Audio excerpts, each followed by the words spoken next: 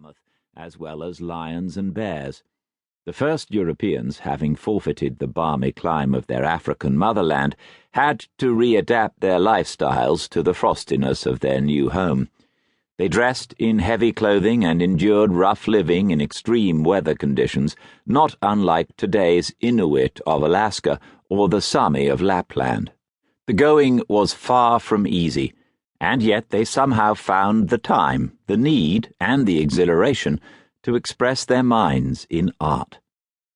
The emergence of art in Europe 40,000 years ago is arguably the most fascinating and significant occurrence in the evolutionary history of our species. Why did we begin to create art? Most importantly, why hadn't we done so before? Our species existed for nearly 360,000 years before the time of the first Europeans, and yet we had created nothing artistic. For eons we pursued a mundane life not dissimilar to that of other human species that preceded us, living and dying without fanfare, copiously reproducing the single artifact we had inherited from those who preceded us, the hand axe. And then, all of a sudden, 40,000 years ago, everything changes with a bang. To begin, we paint cave walls with murals of stunning beauty and narrative complexity, to carve sumptuous figurines of women, to play flutes and dance, to adorn our bodies with beads and colors, to develop highly specialized new weapons and hunting techniques, to bury our dead with sophisticated rituals, as if the dead continued to live beyond the grave, to imagine chimeras, half lion, and half human. The emergence of art must represent a quantum evolutionary leap in our cognitive system. Take, for example, the chimpanzees, our closest living relatives today. We share nearly 98.8% of our genetic material with them, and yet, however fascinating, likable, and intelligent chimpanzees are, they have never developed art. Indeed, no other species on our planet has developed art except Homo sapiens sapiens, us. We are truly unique.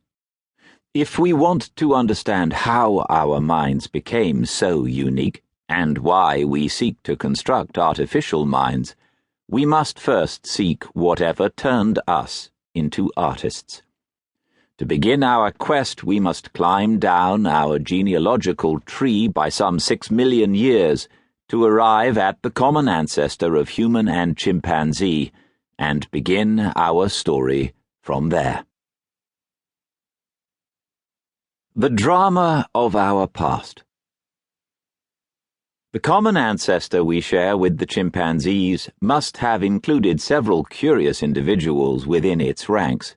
They separated from their kin to explore better feeding grounds and wandered about the ever-changing environment of Africa.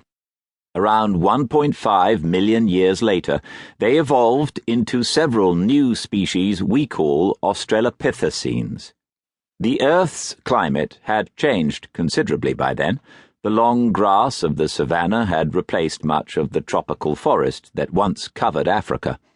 If we could pay a visit to those hairy, distant grandfathers and grandmothers of ours, we would be hard-pushed to distinguish them from the other apes that roamed about the place at that same time.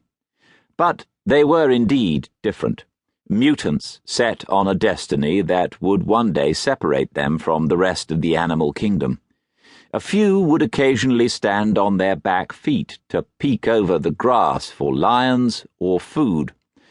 With time, this advantageous habit of the few was inherited by their offspring, who were born with the gift of bipedalism. They could now run faster in the savanna, spot enemies more quickly, and survive for longer. Their numbers multiplied with each generation. They evolved even more.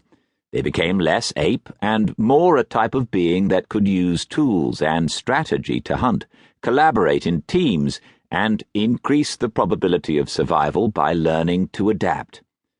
Around 2 million years ago, the first member of our Homo lineage appears, Homo habilis.